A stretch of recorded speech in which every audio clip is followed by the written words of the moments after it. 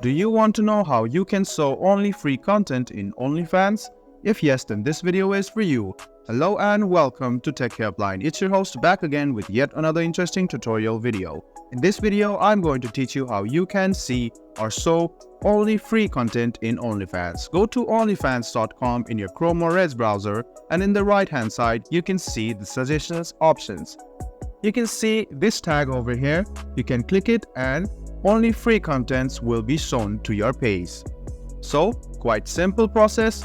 Click on this and then only free contents will be shown. You can press next and browse the content creators, and if you click refresh, the suggestions will be refreshed as well. So, you must simply go to onlyfans.com, and if you click on this tag over here, only free contents will be shown to you.